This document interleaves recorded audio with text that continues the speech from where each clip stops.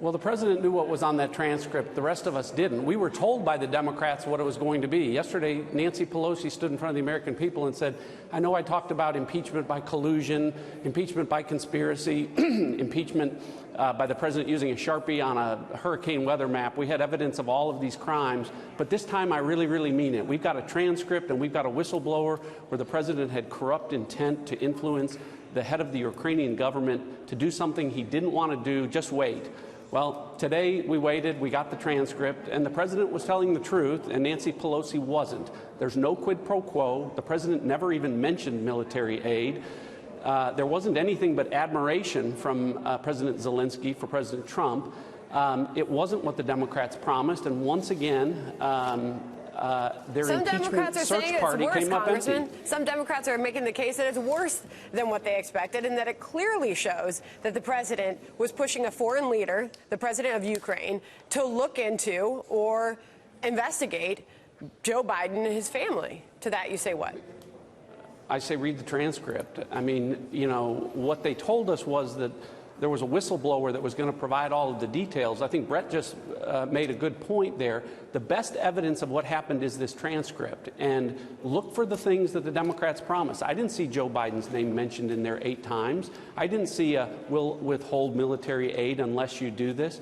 What I heard was a conversation that should take place outside of public view between 2 heads of state that is in the public view because the Democrats were demanding the president conclusively prove his innocence. I think he's done that today, but he's done it so by harming national security through what the Democrats were demanding. These are conversations that shouldn't be made public, but the president had to do that to conclusively determine his innocence, prove his innocence, and prevent this impeachment search party from going any further. So there's a lot more reaction coming in. Alexandria Ocasio-Cortez just tweeted her first message. I'll read it for you. She puts in quotes, "I would like you to do us a favor," which seems to be the line she has focused in from the transcript. And then she adds, "Folks, I'm surprised the White House even released this. It's worse than we thought.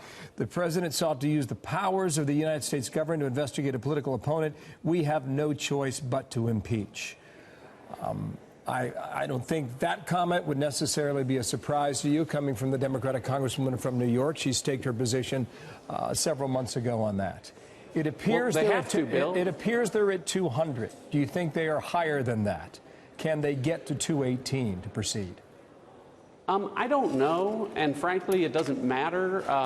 Those folks in the American public and that read this transcript know that they have been searching for a reason to impeach the president. They keep coming up empty, and this transcript certainly doesn't give them impeachable evidence. There's nothing untoward or any corrupt influence exerted in the words in these transcripts, and I think that's clear to anyone that will look at this objectively. Alexandria Ocasio-Cortez and Nancy Pelosi and everyone else went way out on a limb, promised something that wasn't in the transcript, and now they don't want to back up on that because they know their political lives are at stake. We are just getting a message now. The DOJ concluding the president was not asking for a thing of value. Obviously, at issue here was the criminal violation being considered. The campaign finance law was being looked at. The DOJ is concluding that whatever this was, it was not a thing of value. And I'm reading that directly from a statement from the DOJ. If you want to jump in here as we get the news, Congressman. Well, what we heard yesterday was Speaker Pelosi declared that there was a violation of law with respect to this procedure, that there was a requirement that this be turned over to Congress. DOJ is also weighing in on that very clearly this fell outside of the whistleblower statute. So the Democrats continue to make false accusations about crimes that didn't occur, promise evidence that doesn't exist, and they can never deliver. And in this case, they have harmed our national security. Do you think that Mr. Zelensky's happy about having his conversations about Macron and Merkel out there for the world to see? And don't you think that's going to influence any conversation that President Trump or any president that follows him has with any world leader?